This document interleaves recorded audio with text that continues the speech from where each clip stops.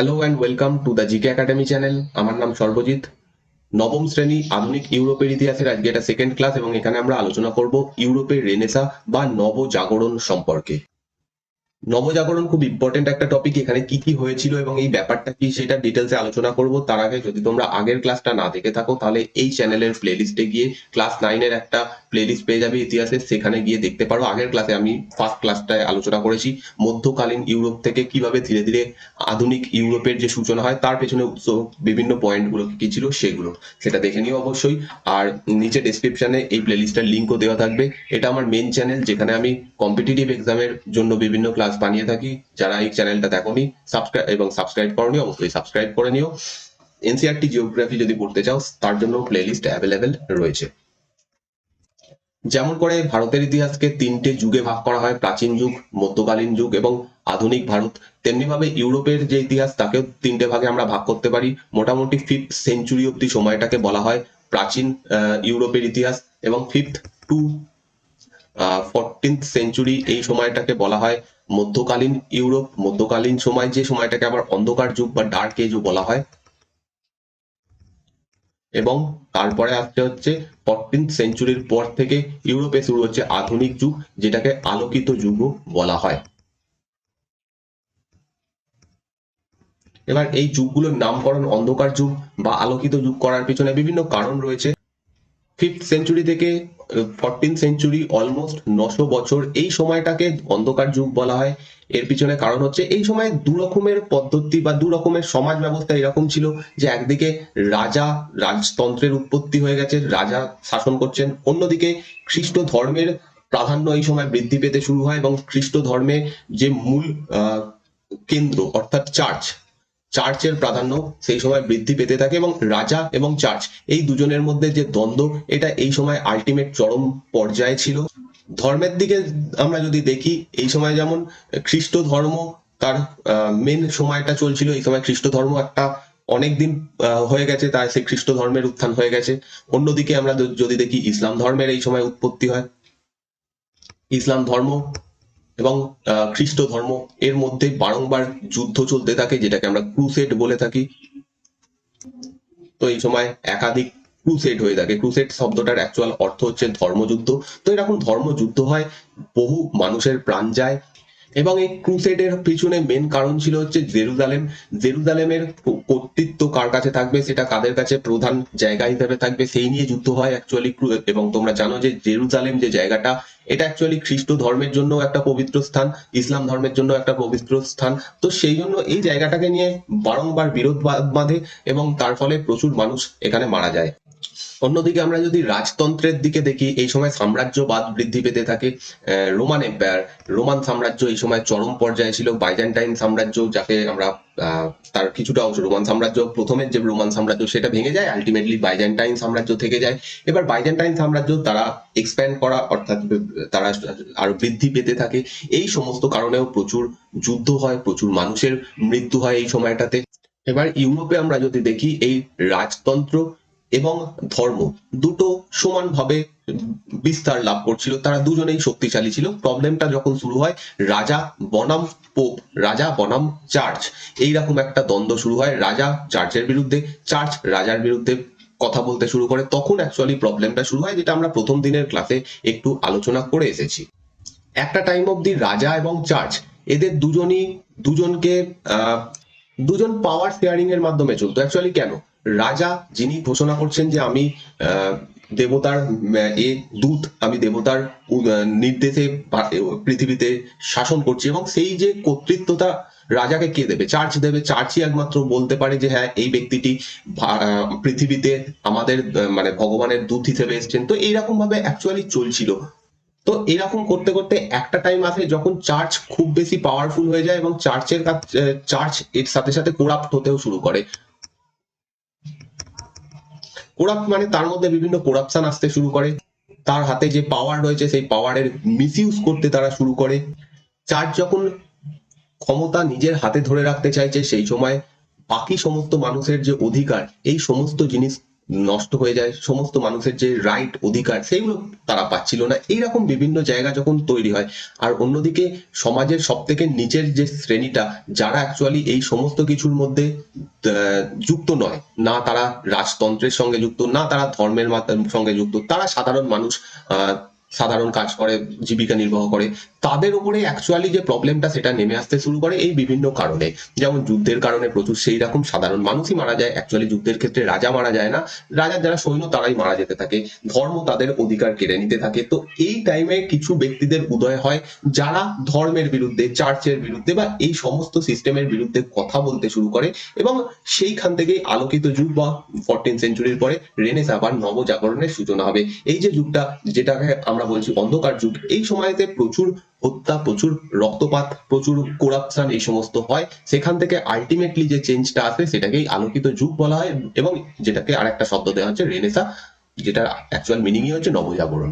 এবার এই নবজাগরণ বা মানবতাবাদ, এই জিনিস, এই নতুন একটা কনসেপ্ট এই সময় থেকে উঠে আসতে শুরু হয়, এবং নবজাগরণ বা রেনেসাঁসের হাত ধরেই অ্যাকচুয়ালি ইউরোপের আধুনিক যুগের সূচনা হতে থাকে। এই রেনেসাঁস যে শব্দটা, এটা অ্যাকচুয়ালি একটা ফরাসি শব্দ, এবং ফ্রান্সের একজন লেখক যার নাম হচ্ছে মিশেলে, ইনি এই প্রথম শব্দটা ইউজ করেন রেনেসাঁ, এবং ধীরে ধীরে এই রেনেসাঁ ব্যাপারটা, নবজাগরণ পুরো ইউরোপে ছড়িয়ে পড়তে থাকে। এই সময় একাধিক পণ্ডিত ব্যক্তি, ফিলোসফার, দার্শনিকেরা, এদের উৎপত্তি হয়, মানে তাদের আবির্ভাব হয়, এবং তারা মানবতাবাদ নিয়ে কথা বলতে থাকেন। এবার এই মানবতাবাদ ব্যাপারটা কি? মানবতাবাদ হচ্ছে সিম্পলি মানুষের কথা বলা। তো এতদিন ধরে যেটা বলা হচ্ছে ঈশ্বর প্রধান, ঈশ্বর যা বলবে তাই ঠিক, চার্চ যা বলবে তাই ঠিক, এই যে ধারণা, সেটাকে চেঞ্জ করার কাজ এরা করেন, এবং তারা বলেন যে না, মানুষ প্রধান, মানুষকেও সবার উপরে রাখতে হবে, তাদের অধিকারকে সবার আগে জায়গা দিতে হবে। তো সিম্পলি মানবতাবাদ হচ্ছে মানুষের ভালো করার উদ্দেশ্য বা মানুষের ভালো করার চেষ্টা। এই ধরনের কথাবার্তা, নবজাগরণ বা রেনেসাঁস, এই জিনিসটা প্রথম শুরু হচ্ছে ইটালিতে। ইটালির ফ্লোরেন্স বলে একটা শহর, সেইখান থেকে এটা শুরু হয়, এবং ধীরে ধীরে এটা ইউরোপের বিভিন্ন জায়গাতে ছড়িয়ে পড়ে। অ্যাকচুয়ালি সেই সময় কি হচ্ছে, ইউরোপের অন্যান্য দেশের তুলনায় ইটালি একটুখানি বেশি লিবারাল, উদারনৈতিক ছিল, তাই জন্য অনেক দার্শনিক ইটালিতে তারা ফ্রিতে তাদের যে কথা, মানে ফ্রিলি বলতে শুরু করে, এবং ইটালি থেকে অ্যাকচুয়ালি এটা জন্ম হয়। এবং ভারত সহ বিভিন্ন যে অন্যান্য দেশ রয়েছে যেখানে খুব রিচ কালচার রয়েছে, তাদের বিভিন্ন গ্রন্থ, বিভিন্ন গ্রিক রোমান গ্রন্থ ইত্যাদি শিক্ষা সংস্কৃতির চর্চা, এর ফলে মানুষের মনে, সেই মানুষগুলোর মনে যারা একদম নিচের শ্রেণীতে ছিল, এতদিন অব্দি অত্যাচারিত, লাঞ্ছিত হয়ে আসছিল, তাদের মনে একটা জাগরণ ঘটে যে না, এই জিনিসটা সঠিক হচ্ছে না, বা চার্চ যেটা বলছে সেটাই সঠিক নয়। তো সেইটার মাধ্যমে এরকম শুরু হয় একটা নতুন পর্যায়ে, যেটা রেনেসাঁস। এবং প্রথম বা যে মানবতাবাদী, মানে এই যুগের প্রথম মানবতাবাদী, বা এটা ইংরেজিতে বলা হয় হচ্ছে হিউম্যানিজম, তিনি ছিলেন হচ্ছে ফ্রান্সিসকো পেত্রাক। ইনি একজন কবি ছিলেন, একজন পণ্ডিত ব্যক্তি ছিলেন, এবং এনাকে বলা হয় যে তিনি মানবতাবাদ যে কনসেপ্টটা সেটা প্রতিষ্ঠা করেন। এবং এনার সময় ইনি কি করছেন, বিভিন্ন রচনা করছেন, ছোট ছোট কবিতা লিখছেন, যেগুলোকে সেনেট বলা হতো। সেই সেনেট গুলো বিভিন্ন জায়গায় ছড়িয়ে পড়ে, মানুষ পড়তে থাকে, এবং তারা উপলব্ধি করতে থাকে যে হ্যাঁ, মানুষেরও একটা অধিকার রয়েছে, মানুষই হচ্ছে প্রধান। আলটিমেটলি চার্চ বা পোপের থেকেও মানুষের একটা আলাদা থাকা দরকার, তাদের অধিকার থাকা দরকার। এইগুলো প্রচলিত হতে থাকে, এবং যখনই এই জিনিসটা প্রচলিত হতে থাকে, সেটা পুরো ইউরোপে ছড়িয়ে পড়তে শুরু হয়। তো প্রথমে ইটালির ফ্লোরেন্সে এটা শুরু হয়, এবং একটা ফ্যামিলির নাম এখানে ইম্পর্টেন্ট, মেদিচি ফ্যামিলি, যারা ফ্লোরেন্সে প্রায় 60-70 বছর রাজত্ব করে, এবং এরা খুব ধনী, বড় অর্থবান ছিল, একটা ফ্যামিলি ছিল, যারা বিভিন্ন জায়গা থেকে বড় বড় দার্শনিক, বড় বড় লেখক, সাহিত্যিক, তাদেরকে ফ্লোরেন্সে জায়গা দিতে শুরু করেন, এবং তারা ফ্রিতে নিজেদের মতো করে তাদের রচনা করতে থাকেন। এই সমস্ত রচনার ফলে এই জিনিসটা ছড়িয়ে পড়ে। তো এখানে মেদিচি ফ্যামিলির নাম এখানে ইম্পর্টেন্ট, এই রেনেসাঁস ছড়িয়ে পড়ার পিছনে। তো যেটা আমি বললাম যে ইটালিতে প্রথম এটা প্রকাশ পেলেও পরে ধীরে ধীরে France, Germany, England, Portugal, Spain, এই সমস্ত দেশে এই ব্যাপারটা ছড়িয়ে পড়ে, নতুন নতুন রচনা হতে থাকে, গ্রিক রোমান সাহিত্য দর্শন এগুলোকে পাঠ করা হতে থাকে, মানুষের মধ্যে এই চেতনা বৃদ্ধি পায়। এবং এটা শুধুমাত্র যে সাংস্কৃতিক দিকে যে নতুন রচনা হচ্ছে, নতুন ধরনের কিছু ছবি আঁকা হচ্ছে, এইটাই নয়, সমাজের ক্ষেত্রে, রাজনৈতিক ক্ষেত্রেও এই সময়টাতে পুনর্জন্ম বা পুনর্জাগরণ হয়। তো ওভারঅল সমস্ত কিছু মিলিয়ে এই সময়টাকে এরকম নবজাগরণ বলা হচ্ছে। আশা করছি আলোকিত যুগ এবং অন্ধকার যুগ এই জিনিসটা কি বুঝতে পেরেছো, একদম প্রথমেই বলে এলাম। তো এই সময়কার যারা দার্শনিক কবি ছিলেন, মানবতাবাদী যারা ছিলেন, তারা সকলেই বলতে থাকেন যে এই সময়টা হচ্ছে আলোকিত যুগ এবং আমরা একটা নতুন যুগে প্রবেশ করেছি যেখানে মানুষের গুরুত্ব অনেক বেশি। সেখানে মধ্যযুগ যে সময়টা ছিল, অন্ধকার যুগ, সেই রকম চিন্তাধারা, রীতিনীতি এখানে চলবে না। এই সময় ধর্মীয় রীতিনীতি, অন্ধবিশ্বাস এই সবের বদলে মানবতাবাদ এবং যুক্তিবাদের ওপর গুরুত্ব দেওয়ার কথা প্রচার হতে থাকে। এর আগে অব্দি চার্চের কথা মেন ছিল, চার্চে শুধুমাত্র ধর্ম শিক্ষা দেওয়া হতো এবং সেই ধর্ম শিক্ষাও সবাই পেত না। সমাজের একটা উঁচু শ্রেণী সেই ধর্ম শিক্ষা পেতে পারতো, তারা বাদে আর কেউ শিক্ষার আলো পেত না। আর সেই শিক্ষাও খুব বেশি যে জ্ঞান অর্জনের মতো ছিল সেরকম নয়, ধর্মীয় শিক্ষা মেনলি ছিল। সেখানে মেনলি বোঝানো হতো যে গির্জা কেন প্রধান, ধর্ম কেন প্রধান, বা ঈশ্বর তিনি কেন শ্রেষ্ঠ, এইরকম জিনিসের বাইরেও যে একটা যুগ মানে একটা সমাজ রয়েছে, একটা ব্যাপার রয়েছে, সেই জিনিসের উপর কোনোদিনই এরকম কিছু বলা হতো না। এই সময়ের একজন বিখ্যাত মানবতাবাদী যার নাম হচ্ছে ফিচিনো, ইনি অ্যাকচুয়ালি বলছেন যে ঈশ্বর মানুষকে সৃষ্টি করেছে ভালো কথা, কিন্তু মানুষ আলটিমেট পাওয়ারফুল। মানবতাবাদী যারা ছিলেন তারা গ্রিক ল্যাটিন ভাষা শিক্ষা, এছাড়াও আইনের চর্চা করা, শাস্ত্র চর্চা করা, রাজনীতিতে অংশগ্রহণ করা, বিভিন্ন বিষয়ে প্রশ্ন তোলা ইত্যাদি জিনিসগুলো করতে থাকেন। এবং মেন এখানে চিত্রকলার মাধ্যমে, সেই সময় দেখো আজকের মতো সিনেমা বা এরকম টাইপের তো ব্যাপার ছিল না। সমাজের কিছু বলার হলে, মানুষ কেউ যদি কিছু তার বক্তব্য পেশ করতে চায়, সেগুলো চিত্র বা এরকম গল্পের মাধ্যমে বা কবিতার মাধ্যমেই প্রকাশ করতো। তো এই চিত্রকলার এখানে একটা বড় ভূমিকা ছিল। এবং আগে যে এই সময়ের আগে যে চিত্রকলা ছিল, চিত্রকলা আগেও ছিল, সেই সময়তে চিত্র মূলত ধর্মীয় কেন্দ্রিক ছিল, ধর্ম নিয়ে করা হতো। কিন্তু এই সময়ে নবজাগরণের যুগে নতুন যে সমস্ত চিত্রগুলো আঁকা হতে থাকে, সেখানে ধর্মের বাইরেও যে কিছু জিনিস রয়েছে, মানুষ একটা মানুষের কিছু আঁকা যেতে পারে, এইরকম জিনিসগুলো উঠে আসতে শুরু করে। জাগতিক বিষয়গুলোর ওপর চিত্রশিল্পীরা ছবি আঁকার চেষ্টা করতে থাকেন। তো এদের মধ্যে কিছু উল্লেখযোগ্য নাম হচ্ছে Botticelli, Leonardo da Vinci, Michelangelo. এরা তাদের চিত্রকলার মাধ্যমে মানবতাবাদ এবং নতুন চিন্তাধারা ছড়িয়ে দিতে শুরু করেন।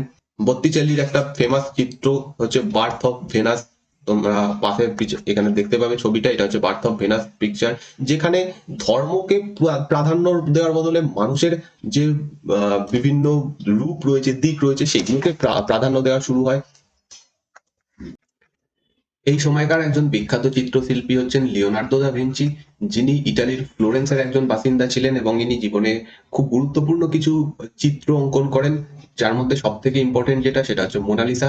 এছাড়াও যিশু খ্রিস্টের একটা শেষ ভোজনের দৃশ্য যেটার নাম হচ্ছে the Last Supper, Virgin of the Rocks, এই ধরনের চিত্রগুলো তিনি অঙ্কন করেন এবং এর মাধ্যমে তিনি যে মানবতাবাদ, নবজাগরণ এগুলো ছড়িয়ে দেওয়ার চেষ্টা করেন।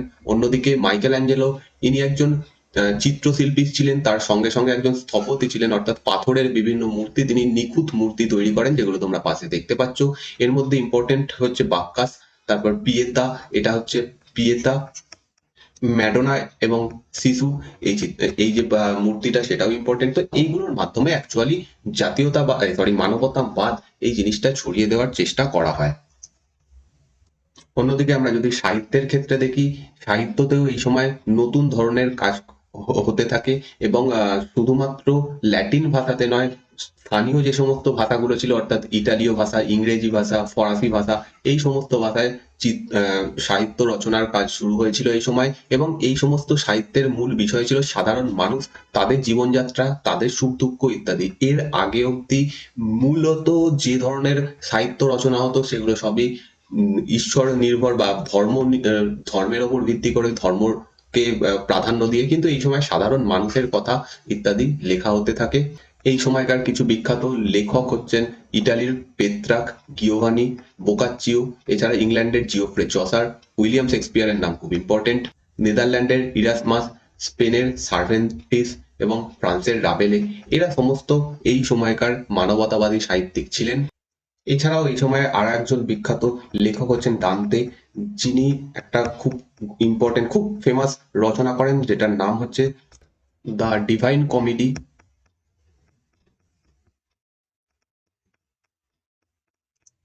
দ্য ডিভাইন কমেডি, এটা তিনি রচনা করেন।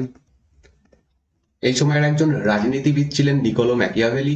ইনি অ্যাকচুয়ালি ইটালির বাসিন্দা ছিলেন এবং ইনি একটা গ্রন্থ রচনা করেন, দ্য প্রিন্স। আমাদের ভারতে যেরকম কৌটিল্যের অর্থশাস্ত্র, যেটা বহু আগে লেখা হয়ে গেছিল, কিন্তু এই সময় ইউরোপে, ইটালিতে এরকম একজন ম্যাকিয়াভেলি, যিনি দ্য প্রিন্স রচনা করেন। এটার অ্যাকচুয়াল নাম হচ্ছে দ্য ইল প্রিন্স গ্রন্থটার, এবং এখানে আধুনিক রাজনৈতিক দর্শন, রাষ্ট্রবিজ্ঞান, এই সমস্ত সম্পর্কে লেখা রয়েছে। তাকে এই সময়কার রাজনৈতিক দর্শন এবং রাষ্ট্রবিজ্ঞানের জনক বলা হয়। এই সমস্ত কিছুর সাথে সাথে এই সময় আবিষ্কার হতে শুরু হয়, নতুন নতুন জিনিস আবিষ্কার, নতুন নতুন পথের আবিষ্কার, এই সমস্ত কিছু এই সময় হয়। আমরা দেখতে পাবো যে এই সময়টাতে একটা নতুন বিপ্লব আসে, যেটা হচ্ছে মুদ্রণ বিপ্লব। অ্যাকচুয়ালি এর আগে যে সমস্ত গ্রন্থ রচনা হতো সেগুলো সবই হাতে লেখা হতো। এবার যখন গুটেনবার্গ, ইনি জার্মানির একজন বাসিন্দা ছিলেন, তিনি প্রথমবার একটা আধুনিক মুদ্রণ যন্ত্র আবিষ্কার করেন এবং এই আধুনিক মুদ্রণ যন্ত্রে তিনি একটা গ্রন্থ ছাপেন, যেটার নাম হচ্ছে গুটেনবার্গ বাইবেল। এছাড়াও অন্যান্য যে সমস্ত এই সময় লেখা পাবলিশ হতে থাকে, সবই ছাপার আকারে হতে থাকে, যার ফলে কি হচ্ছে, এই লেখাগুলো খুব সহজে, খুব দ্রুত মানুষের মধ্যে ছড়িয়ে পড়তে থাকে এবং মানুষ সেগুলো পড়তে থাকে। এবং সেই সময় অধিকাংশ যে লেখাগুলো হচ্ছিল সেগুলো সবই মানবতাবাদী ছিল, এবং তার ফলে মানুষের মধ্যে নতুন একটা জ্ঞানের উন্মেষ ঘটে। মানুষ ভাবতে থাকে যে ধর্ম ইত্যাদি বাদ দিয়েও মানুষের জীবন রয়েছে এবং সেটা খুব ইম্পর্টেন্ট। এই জিনিসটা, এই চিন্তা ভাবনা মানুষের মধ্যে আসতে শুরু হয়। তো ছাপাখানার আবিষ্কার, মুদ্রণ যন্ত্রের আবিষ্কার, এটা একটা বিপ্লবের সমান ছিল এবং এর ফলে এই যে নবজাগরণ, সেটা দ্রুত বৃদ্ধি পেতে শুরু করে এবং মানুষের মধ্যে সেটা দ্রুত ছড়িয়ে পড়তে শুরু হয়। 15th সেঞ্চুরির মাঝামাঝি সময় ইউরোপে যুদ্ধবিদ্যাতেও বিভিন্ন পরিবর্তন আসে এবং এই সময় যুদ্ধে কামান ব্যবহারের প্রচলন শুরু হয়। বড় বড় শক্তি তারা কামানের ব্যবহার করতে শুরু করে এবং কামানের ব্যবহার, এর ফলে যুদ্ধ আরো ভয়াবহ হয়ে ওঠে। তখন মানুষ ঠিক করে, মানে তখন আরো আবিষ্কারক যারা রয়েছেন তারা ঠিক করে যে কিভাবে এর থেকে বাঁচা যায়। তার জন্য দুর্গ নির্মাণের ওপর জোর দেওয়া হয়। দুর্গ নির্মাণ অন্য রকমের হতে থাকে। আগে কেমন দুর্গ হতো, এর আগে দুর্গগুলো বড় বড় উঁচু পাঁচিলের হতো, প্লাস প্লেন পাঁচিলের হতো, প্লেন থাকতো পাঁচিলগুলো, কিন্তু কামানের থেকে বাঁচার জন্য এই সময় এবড়ো খেবড়ো টাইপের দুর্গ তৈরি হয়, যেটা ট্রেস ইটালিয়ান নামে পরিচিত। যেহেতু এটা ইতালিতে এরকম ধরনের দুর্গের নির্মাণ প্রথমবার হয়, সেই কারণে তো এইরকম টাইপের আবিষ্কার এই সময় হতে থাকে। বিজ্ঞানের দিকে যদি দেখি, বিজ্ঞানের দিকেও অনেক রকম আবিষ্কার হয়। যেমন 1543 খ্রিস্টাব্দে একজন বিখ্যাত বৈজ্ঞানিক, যার নাম হচ্ছে কোপার্নিকাস, তিনি একটা তত্ত্ব দেন যে সূর্য স্থির এবং পৃথিবী সহ অন্যান্য গ্রহ, উপগ্রহ ইত্যাদি সূর্যকে কেন্দ্র করে প্রদক্ষিণ করছে, যেটাকে সৌর কেন্দ্রিক থিওরি বলা হয়, ইংরেজিতে হেলিওসেন্ট্রিজম। এর আগে যে চিন্তা ভাবনা প্রচলিত ছিল ইউরোপে, সেটা হচ্ছে পৃথিবী স্থির এবং পৃথিবীকে কেন্দ্র করে সূর্য সহ সমস্ত গ্রহ প্রদক্ষিণ করছে, এবং এটা যিনি দিয়েছিলেন তিনি হচ্ছেন টলেমি। এবং টলেমির এই যে তথ্যটা, মানে এই যে থিওরিটা, সেটাকে ভূকেন্দ্রিক মডেল বলা হয়, জিওসেন্ট্রিজম বলা হয়, এবং এটা বহু দিন ধরে প্রচলিত ছিল। এবং ধর্মীয় গ্রন্থ, বাইবেল ইত্যাদিতেও এরকম লেখা ছিল। যখন কোপার্নিকাস এরকম তত্ত্ব তুলে ধরেন যে না সূর্য স্থির, তখন কোপার্নিকাসের উপরে প্রচন্ড অত্যাচার করা হয়, তাকে বন্দি বানানো হয় ইত্যাদি হয়। এরপরে যখন গ্যালিলি ইনি দূরবীন আবিষ্কার করেন, তখন তিনি কোপার্নিকাসের যে তত্ত্ব সেটা সঠিক, সেটা তিনি প্রমাণ করে দেন। আইজ্যাক নিউটন মাধ্যাকর্ষণ শক্তি আবিষ্কার করেন। আইজ্যাক নিউটন ইনি প্রিন্সিপিয়া বলে একটি গ্রন্থ রচনা করেন, যেখানে মাধ্যাকর্ষণ তত্ত্ব প্রথমবার তুলে ধরেন। এই সমস্ত মত যদিও ভারতে অনেক আগে প্রচলিত ছিল, আর্যভট্ট অনেক আগে বলে গেছিলেন যে সূর্যকে পৃথিবী প্রদক্ষিণ করছে, সেই সমস্ত ভারতে অলরেডি ছিল, কিন্তু ইউরোপের যে চিন্তা ভাবনা সেটা একটু অন্যরকম ছিল।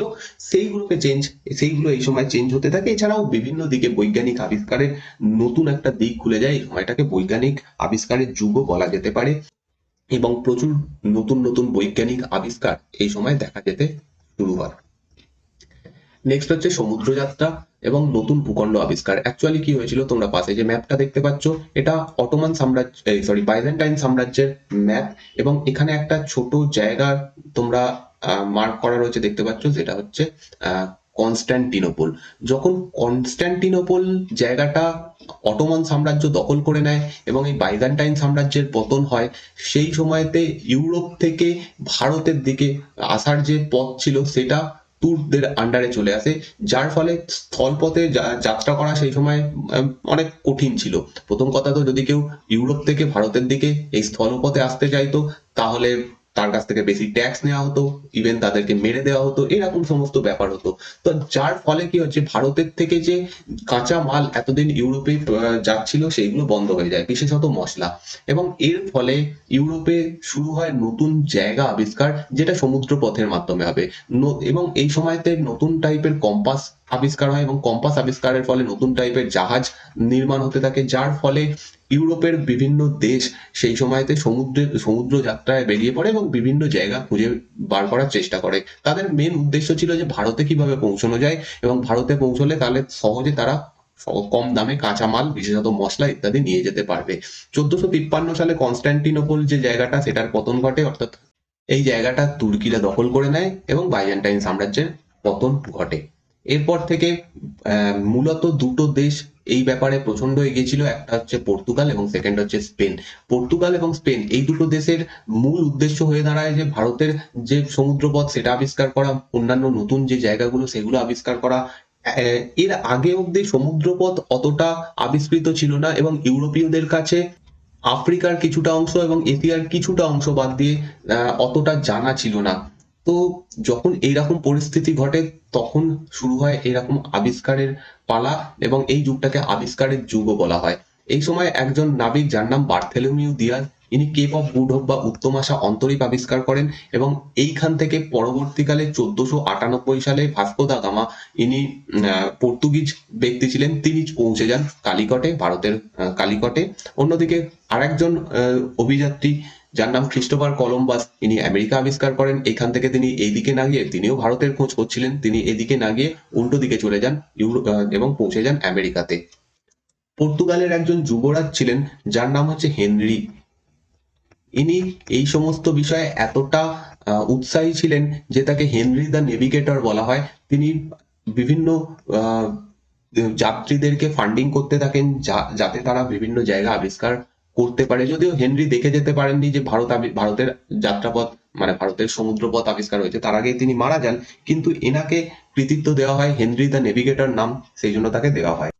তো ইউরোপে একদিকে যেমন নতুন জ্ঞানের উত্থান হচ্ছে, তেমনি ভাবে এরকম নতুন যাত্রাপথ আবিষ্কারের ফলে কি হচ্ছে, ব্যবসা বাণিজ্যের উন্নতি হচ্ছে, ব্যবসা বাণিজ্য বৃদ্ধি পাচ্ছে। এরপরে ইউরোপে শিল্প বিপ্লবের জন্ম নেবে। তো এইভাবে ধীরে ধীরে ইউরোপের সমাজ, ইউরোপের জীবনযাত্রা সমস্ত কিছুতে যে পরিবর্তন আসে, সেটাই অ্যাকচুয়ালি নবজাগরণ, এবং এই সমস্ত কিছু দায়ী ছিল নবজাগরণের জন্য। আলটিমেটলি নবজাগরণের ফলে কি হয়, মানুষ প্রশ্ন করতে শেখে এবং এই সময় একটা নতুন বিপ্লবের শুরু হয়, যেটাকে প্রোটেস্টেন্ট বলা হয়।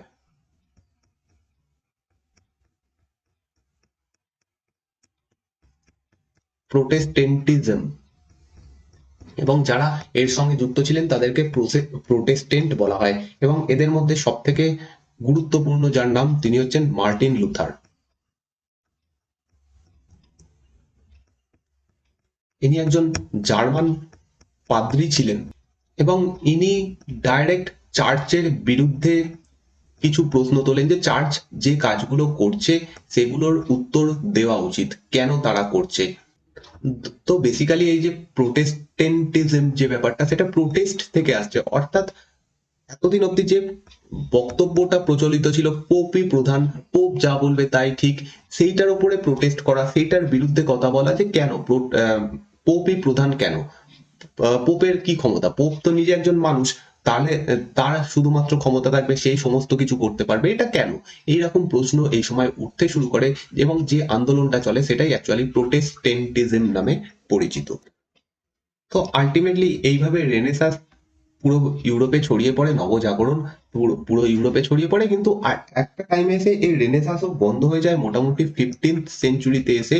15th সেঞ্চুরির সময় এসে রেনেসাঁস যে মুভমেন্ট চলছিল সেটা একটু স্থিমিত হতে শুরু হয় এবং এই সময় ইউরোপে একটা অন্য ধরনের আন্দোলন চলে, যেটা চার্চের থেকে করা হয়, যেটার নাম হচ্ছে কাউন্টার রিফরমেশন। চার্চ একটা টাইমে মেনে নেয় যে ঠিক আছে আমাদের কিছু ভুল হয়েছে, আমরা কিছু ভুল করেছি, সেই ভুলগুলোকে আমরা এবার ঠিক করব, আমরা যে গোঁড়ামি যেটা দেখাচ্ছিলাম, যে প্রাধান্য দেখাচ্ছিলাম, সেইটা আস্তে আস্তে বন্ধ করব। তো এইরকম যখন হয় তখন মানুষের মধ্যেও একটা চিন্তাধারা আসতে থাকে, ঠিক আছে চার্চ এখন চেঞ্জ হতে থাকছে। তো এরকম ভাবে আলটিমেটলি 15th সেঞ্চুরি আস্তে আস্তে যে রেনেসাঁস মুভমেন্ট সেটা একটু একটু একটু করে স্থিমিত হতে থাকে, এবং আলটিমেটলি 17th সেঞ্চুরিতে আস্তে আস্তে রেনেসাঁস যে মুভমেন্ট সেটা পুরোপুরি বন্ধ হয়ে যায়। তো এই হচ্ছে আজকের পুরো টপিক। যদি তোমাদের ভালো লাগে প্লিজ লাইক এবং শেয়ার করো, এবং যদি তোমরা এই চ্যানেলে নতুন হও তাহলে চ্যানেলটা সাবস্ক্রাইব করে পাশে দেওয়া বেল আইকনটা অবশ্যই টিপে দিও। তোমরা ক্লাসের পিডিএফ পেয়ে যাবে টেলিগ্রাম চ্যানেলের লিংক নিচে ডেসক্রিপশনে দেওয়া রয়েছে, বা টেলিগ্রাম তোমরা সার্চ করতে পারো দ্য জিকে একাডেমি, সেই তাতেও তোমরা পেয়ে যাবে। এছাড়াও ফেসবুকে যদি তোমাদের অ্যাকাউন্ট থাকে, ফেসবুকে আমার পেজকে ফলো করতে পারো, টেলিগ্রাম গ্রুপে জয়েন হতে পারো। যদি তোমাদের কোনো কোশ্চেন থাকে তাহলে টেলিগ্রাম গ্রুপ বা ফেসবুক পেজে বা ইনস্টাগ্রামে আমাকে মেসেজ করতে পারো, প্রত্যেকটা লিংক নিচে ডেসক্রিপশনে দেওয়া রয়েছে। দেখা হচ্ছে নেক্সট দিনের ক্লাসে। এই ক্লাসটা এখানেই শেষ করছি।